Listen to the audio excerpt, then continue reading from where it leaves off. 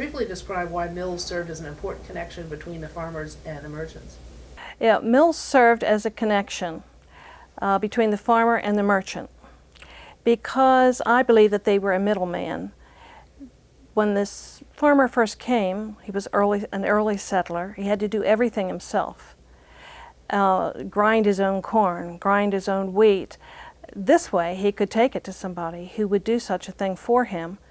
It would be bagged or barreled, and it would be sent to, if not sent, it would at least be ready to be taken to Baltimore City, where the merchants stood in line to either ship it out to England or to one of the other colonies at the time. Great. Just briefly describe the early settlement of Oakland Mills. That the Bennett family was one of the first settlers, or one of the earliest settlers. The earliest settlers were the English in this portion of the county, in the southern portion. They came from Anne Arundel County, which shared a border with Baltimore County, which this was at that time. They also came up from the western shore, from Annapolis, from the other towns along that way to settle in this area. And among those were the Bennett family. There's quite a group of them. They were down by the Patapsco River on both sides, because it was all Baltimore County, and they were, let's see, Perry, Samuel, Wesley, Elisha, Henry, William. So there were quite a lot of Bennetts. And also included in that were some other English names like Phillips and Watson and Snowden, and all these people had land patents. Now, the one we're interested in for the Oakland Mill, where the mill finally appeared, was Elisha Bennett. And he had Bennett's Park and White Oak Bottom. They were his two land patents, and I always think that perhaps Oakland got its name from one of those land patents, mainly the White Oak Bottom. It must have been a beautiful place because he called it Bennett's Park, and that appeals to me too when I think back to what it was like then. It wasn't until 1810 that the tax records finally tell us that there was a mill on the property. He was assessed for $400. He had a sawmill. He was assessed for $60, and he had 8 slaves, which said that perhaps he was also, in addition to the milling business, he was also either growing tobacco or wheat to grind in his own mill and be able to ship that down to Baltimore, where most of the farmers took their goods. Okay. During the period from, it's kind of the 1826 to the 1834, the grist mill was then converted into a cotton mill factory, and you sort of just had mentioned about the nice sentence of boycotting. At that time, they were boycotting textiles, and that's why they may have made the change from the grist mill to a textile. Okay, the Bennetts were still holding on to the grist mill, and they decided to lease it to a father and son duo named Morton. Now these men were German. They were not citizens, so they couldn't own the mill. But I have the feeling that they were probably versed in textiles because they wanted to change the grist mill into a cotton mill, which they did. They didn't own it until 1834, which is presumably when they became citizens.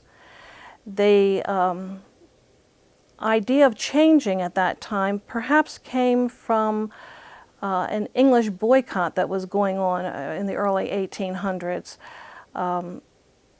We were trying to have our own materials, our own fabrics, so that we wouldn't have to pay top dollar from Britain, who took all our raw materials, made it into a blanket, and then it comes back to us, and we have to spend an arm and a leg in order to buy this blanket or to buy the material or fabrics for dresses and gowns. So why not make our own and do it at a cheaper price? So I think that's what was going on at that time. And you talked about Miller, then talk a little bit about the change when it became Oakland Manufacturing Company of Baltimore. Then the next person who owned the mill was William Miller, and he changed the name to the Oakland Manufacturing Company of Baltimore So I'm assuming that this man came from Baltimore and decided that this mill was in a good spot. It was on the north branch of the Patapsco River. It was on what they called the falls area, so there was a lot of power, a lot of energy from the water to use. So Mr. Miller, coming from Baltimore, would also use the mill and the mule teams to send his goods into Baltimore. And this whole area, this whole southeastern corner of Carroll County, of present-day Carroll County, dealt mainly with Baltimore. They took their goods down the Liberty Road, which at that time was the Diggs Wagon Road, all the way into Baltimore proper, to Camden Yards in that area to set up and sell their goods or produce to a middleman. They would also give it to the shippers to ship out to foreign countries, to France, to Britain, or to the other colonies. And then in 1867, Enoch Pratt bought the mill and leased it to Mr. Melville.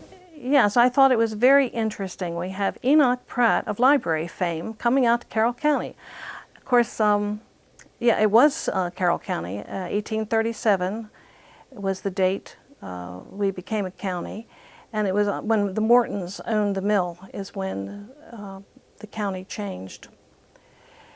Mr. Pratt leased it from 1860 to 1867, and he leased it to a man named John Graham Melville. How do you just say that? He leased it to a man. He leased it to a man named John Graham Melville, who had experience in the woolen industry. And he also had people from the past. Mr. Morton was still there with him. Mr. Miller was still there with him. So he had experienced people around him. And he changed that, or it changed under his managers, to a woolen mill. So here we had grist to cotton and now to wool. John Graham Melville decided for some reason that he was going to go back to Fredericksburg. And perhaps he was near retirement age and just wanted to take a little bit of a relaxation. He knew that mill. He probably had a house in Fredericksburg as well. And his three sons wanted to buy the mill because, after all, they had grown up in this town. And it was a personal thing to them. They really wanted not only to own the mill, but to own it because it was their town. And also, during Pratt's lease, not lease, but his ownership, this is the first time that you see Oakland on a map. It was 1877. And as a matter of fact, you can still see on today's Maryland maps, Oakland is still printed on it, which I find somewhat amusing since it doesn't exist anymore, but they've kept it on there nevertheless because it was a very important town in this end of the county. When Mr. Melville went back to Fredericksburg, his three sons did buy the mill. They only had it probably less than a year when they ran into monetary problems and they had to come up with the money or be ousted. The creditors wouldn't wait. So the three sons, they were James, John Colter, and Charles. James was the oldest brother, and he was so close to the town and the people that were there and the workers. He just did not want to leave. And it didn't matter. The people, the sheriff of the then Carroll County came and bodily took him out of his old boyhood home. And he became so discouraged after that that he went to Chicago. But he still made out very well for himself in the textile business in Chicago. John Colter went with his father, went back to Fredericksburg and worked at the mill there. And Charles, the youngest one, became a gentleman farmer. As a matter of fact, at the end of Oakland Road today, you can still see his big old farmhouse. In addition to that, he dabbled in politics. More than dabbled, he became a commissioner for Carroll County. That was in 1919, and he held that post for 23 years, consecutive years. So he must have been well liked by the community, by Carroll County people. After the three boys lost their interest in the mill, it was Nicholas Steele who was the next owner. This poor man only had the mill for 6 months when the whole thing went up in flames. It was a stone mill, so the outside walls remained, but the interior and all the goods, all the equipment was completely ruined. So he had to start from scratch again, and there was a quarry in the area, and a lot of locals helped him build this mill. It became a 5-story mill, and he put into it the latest firefighting technology equipment that he could possibly find. This was never going to happen to him again. He also had a reservoir placed on top of a hill, nearby hill, so that there would always be water in case such a thing happened again. Nicholas Steele held on to the mill for many years, and probably, again, through some kind of monetary problem, the mill went up for sale. And who should come to buy it but John Colter Melville, the one who had been forced to leave his childhood home, one of the 3 brothers that we talked about earlier. He came to the town and made some immediate improvements. He put in a new dye house, he put in a weave room, a finishing room, an office, built a new warehouse, built 4 new houses. He even built a brick house. So all this was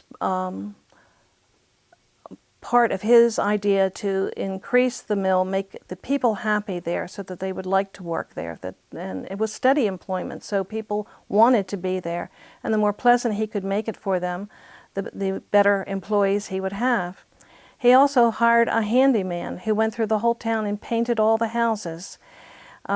He hired someone in the springtime who would come in and dig up all the home gardens so that the people didn't have to do that.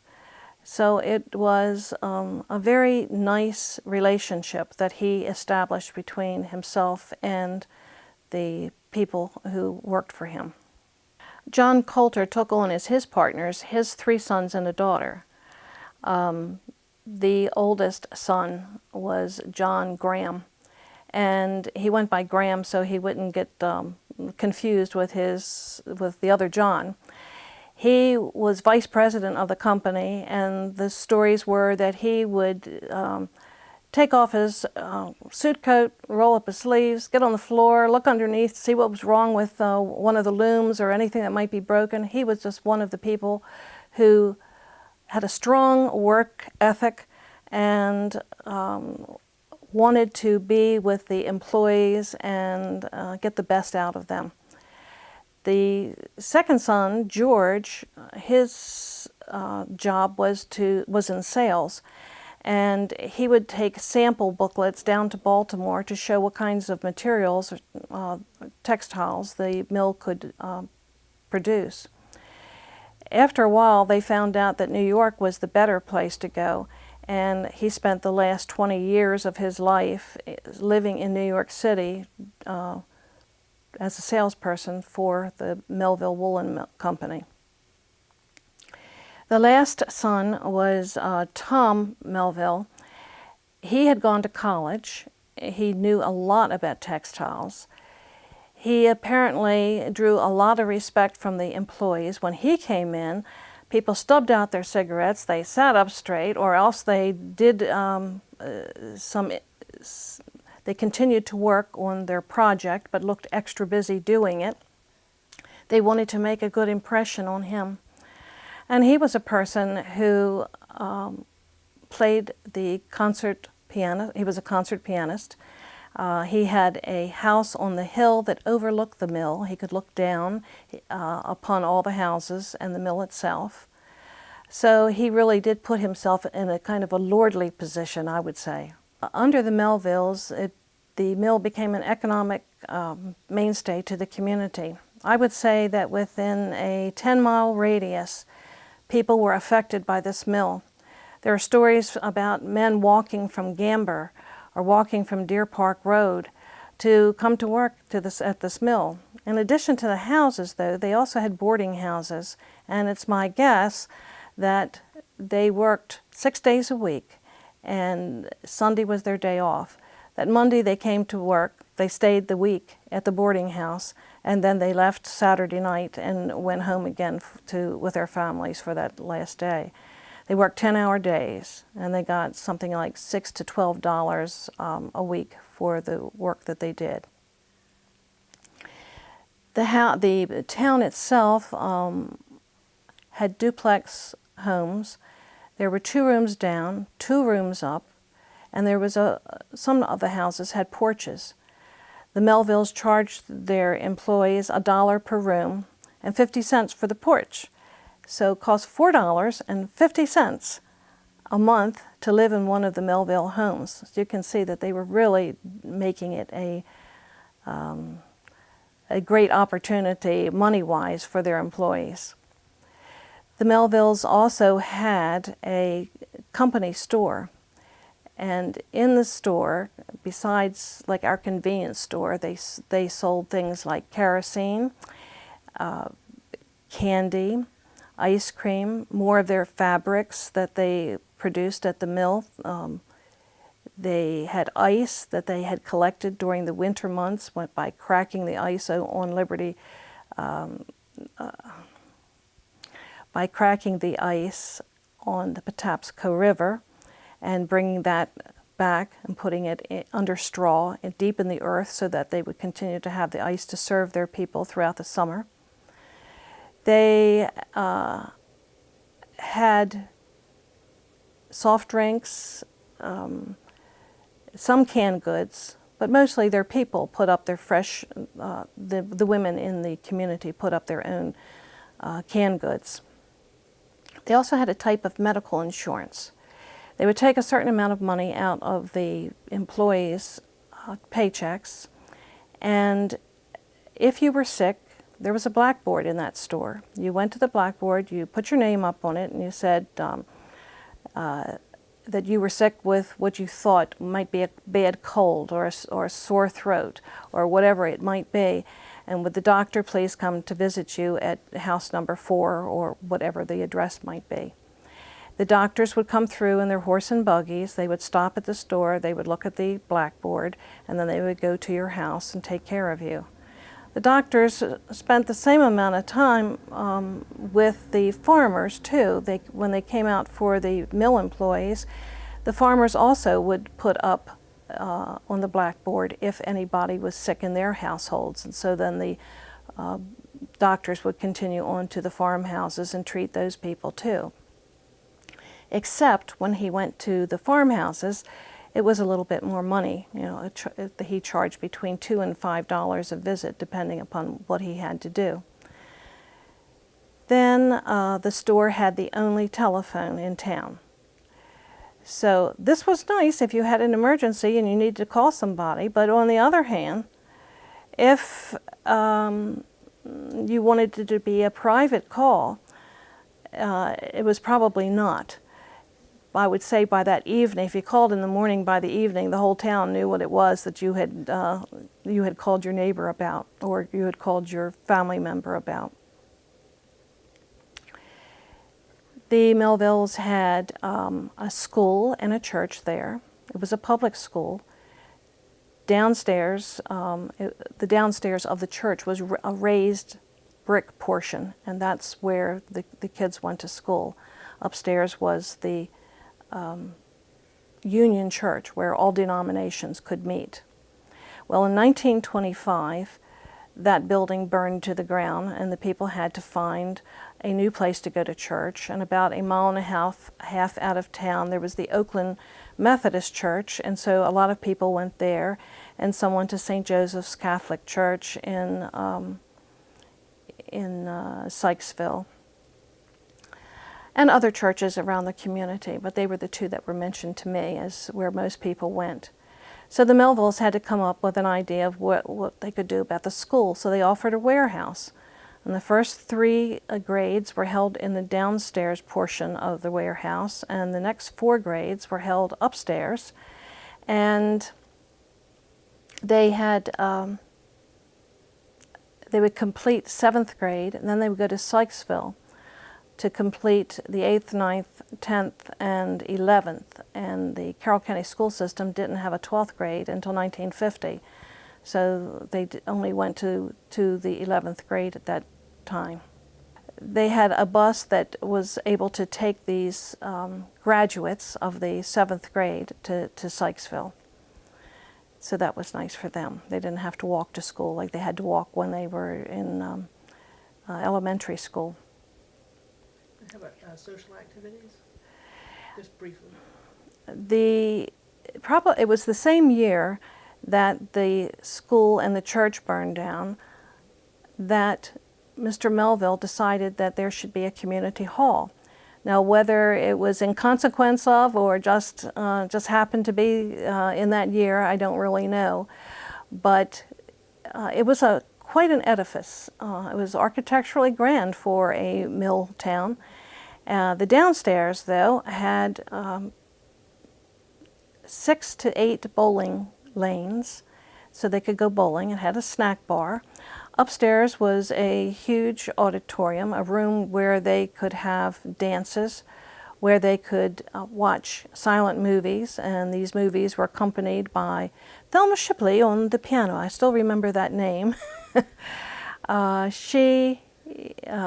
So they apparently had a piano there.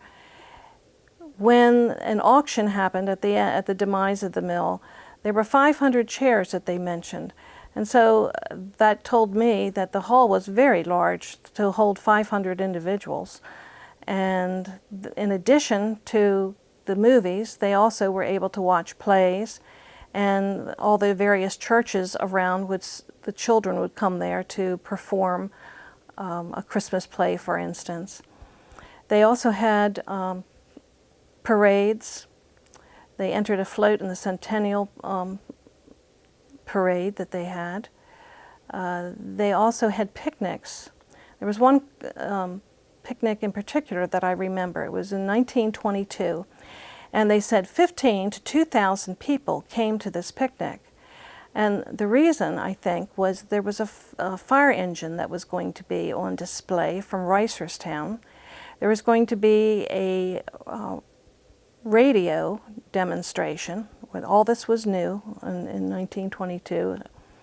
They had, of course, their old chicken dinner, which drew a lot of people. There was a band that the Oakland people had, and so you could hear them march, have them marching band. They also had baseball teams.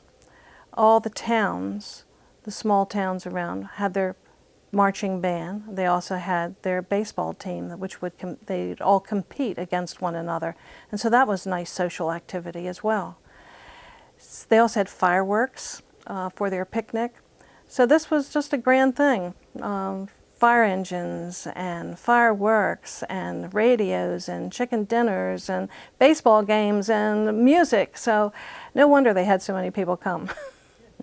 It was the legislative act of the Patapsco water basin that was signed by Governor Ritchie that started this whole thing about a reservoir being built. In that act, it said that Baltimore City could take for the drinking water of their people everything along the north branch of the Patapsco River.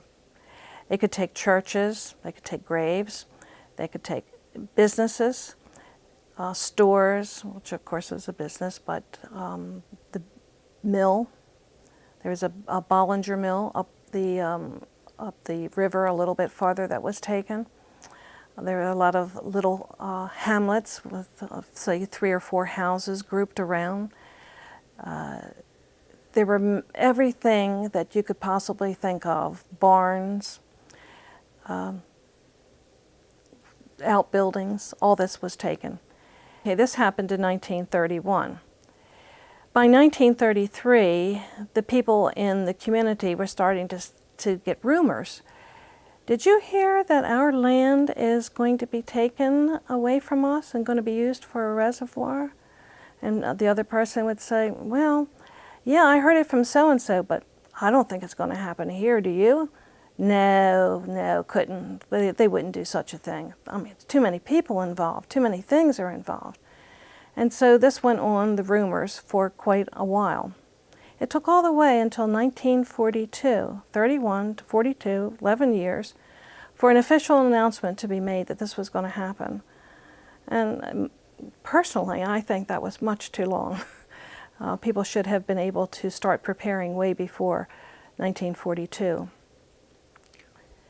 The Melvilles wanted to look like a going concern, so they put in another dye house, and they continued to improve the mill and the mill town because they wanted to get top dollar when it came time for the mill to be taken from them. They had it assessed at $3 million. They asked for $2 million, and they got a little bit over $1.5 million. So they were the ones who got the money. The mill people, of course, they were renting those houses, so they had no house. They were going to have no job. They were losing their schools, their churches, their community hall, their social life. It was a whole change of life for these people. And it makes me sad to this day thinking about everything that these people lost. The farmers also had it very difficult when their old homesteads that had been, some of them had been in their families since the mid-1700s. And it didn't matter, their farms went too. But the difference was they were paid for their farmland and they could invest that money in a new piece of property or a new house. But the mill people didn't have that option. So they had to use whatever life savings they had squirreled away and buy land or live with a relative until a house could be built, or live in a house, or move away completely. Some went to Oella, some went to Rockland, some went to Ashland. These were all mill sites that they were experienced, they knew what to do, and so they figured they were going to get a job there. Now some people, like the women who worked at the mill, they had to go to a completely new job area. There was a Blue Ridge bus line in the 40s and 50s, and they would take you to downtown Baltimore.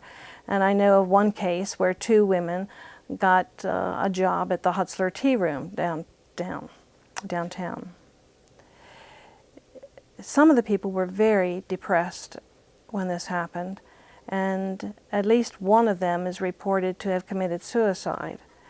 But you can imagine what I just described before, your whole life practically being taken away from you, and how you would feel with nothing left, actually. You just would have to start over again. Okay, the land now officially belonged to Baltimore City, and so they had, in October of 1953, an auction in which they sold off everything of any value, from showcases where the candies were displayed, to Coke machines, to clocks, to desks, to the 500 chairs I mentioned earlier from the community hall, to window frames, to windows, even, of course, the mill equipment and the looms. So all of this was sold, anything that was of any value at all. And then after that, everything was dynamited. While this was going on, there were timber cutters that came from the south. There was one man, his name was Sonny Neely, and apparently all he had to do, he came from West Virginia, all he had to do was call home and tell people that there were jobs that were available, and they came in the hundreds to help cut the forests here around the Patapsco water basin. They came from as far away as Tennessee. They came from the Carolinas, and Virginia, and West Virginia. And they lived in the houses that were vacated by the farmers. And they liked the area so well that they decided they would talk to their families, have them come here, and they would live here. So there is a section around Deer Park Road and Lyons Mill that was called Little Virginia, because so many of the people who had worked on this project liked it so well, they stayed. Then there was a lot of work to be done. It was an enormous scope. They had 9,300 acres of Carroll County land. They had 3,500 acres of Baltimore County land. They had to dig a tunnel, a 350-foot deep tunnel that would go 17 miles to Montebello at that time. Now it's Ashburton Filtration Plant. But that was quite an undertaking, and at least 2 men died on that project in making that tunnel. As you go across the North Branch of the North Branch Bridge, you will look off to the right as you're going into Baltimore County, and you see a tall tower standing there, almost looks like a castle tower. And that was to let water, a certain amount of water, go into this tunnel to provide the drinking water for the Baltimore County people, to have it filtered. So this 350-foot deep tunnel was a gravity feed tunnel that would take all the water from the reservoir to Baltimore City to be treated for the drinking water. Before the flooding could take place, they had to rearrange roads, relocate roads, like Liberty Road, Deer Park Road, the Louisville Road, Louisville-Sykesville Road. We call that 32 today. The electricity, the wires had to be restrung. They had to build bridges. There were 4 of them. One went across the Liberty, what used to be the North Branch of the Patapsco. One of the bridges went across the North Branch of the Patapsco River. That's the longest bridge. The second one went over Snowden. Starting it, there's the second one. The second one went over the Snowden's Run, which is still on Liberty Road. So these 2 bridges carried Liberty Road across what they called now Liberty Lake. When you went up to Route 32, there was a stream called Morgan Run, and they needed a bridge that would go over Morgan Run. And then there was another one, Ivy Mill Road, where they had to build a 4th bridge. So all 4 of those bridges had to be built and the roads realigned before they could allow water to go in. And of course, as they dynamited everything in sight along the basin of the river. When they started flooding, everything looked like a battle zone. It was in terrible disarray. And soon the floodwaters kind of softened that look, and it built up and started covering the trunks of the trees where they had cut them down. And it built up to the point where it was covering the mill itself. As I said before, it had 5 stories, and it had gone up at one point. A photograph was taken where there was only 1.5 stories left to be covered. Most of it had been dynamited, but like one wall had been left up, and that's the part that you could see, this is how deep the water was at this point. Once the bridges were completed and the floodwaters came in, it brought attention to Carroll County that it never had before. I can remember I lived in Woodlawn at the time, and my father would drive my family up to see the progress being made on Liberty Dam. And I'm sure a lot of other families did the same kind of thing. So all of a sudden I was aware that just over the bridge there was another county called Carroll, but I didn't know anything about it. And then as I got older and got married, Social Security Administration had been built in Woodlawn, and it had a lot of people, a lot of employees there. And I can speak for one my husband was employed there. We came here because we wanted a house in the country, and this was close, within a half an hour of Social Security. And in the beginning, in the early 60s, I would say that most of the people were coming from from the Woodlawn area to settle in this the southeastern corner here. In 1961, the Carroll County Commissioners talked to William Donald Schaefer, who was then the governor of Maryland, and asked could they also tap into this drinking water, into this reservoir. And Schaefer agreed that they could. They could take 3 million gallons out. Everyone agreed to this. And in I believe it was 69, they started digging up Oakland Road and a lot of the area around here in order to put water pipes in. Everybody was on well water at that time. In 1971, they built a water treatment plant at the end of Oakland Road. So that was the beginning of it. That was the providing water for new housing developments that could come now to Carroll County, where before they would have just had to stay with well water. But now we were on city water, which was a lot worse tasting. That's an understatement too. Okay. And now they are, and this is 2008, now they are enlarging those same water pipes so that we can have even more developments in Carroll County, and also to improve the intake of water. Some of the people here in Carroll County have difficulty with water pressure. I shouldn't say in Carroll County, some of the ones here in the southeastern section have difficulty. And this is going to alleviate that by having the larger pipes to bring water through. And it runs through a system of pipes all the way out to Route 32 at Liberty High School, where there's a big water tank, a big blue water tank, and the water is stored there for community use. Just a curiosity question, which isn't on here, but you said that when everything started happening, you said the property now that was on this side, the Carroll County side of the Patapsco, belonged to Baltimore City. So everything they took on this side of the Patapsco, belonged to Baltimore City. So it was already incorporated as Carroll County. How did they say they owned it, or were they took it by eminent domain? Eminent domain. Put this in, and Carroll County actually lost a little sections now underwater. Yeah, and there was this.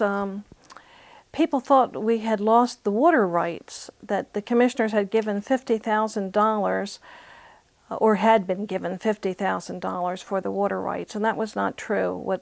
It was $50,000 for the lost income that they would have received in taxes for the land that was taken by Baltimore City to enlarge the Liberty Lake, to enlarge the reservoir.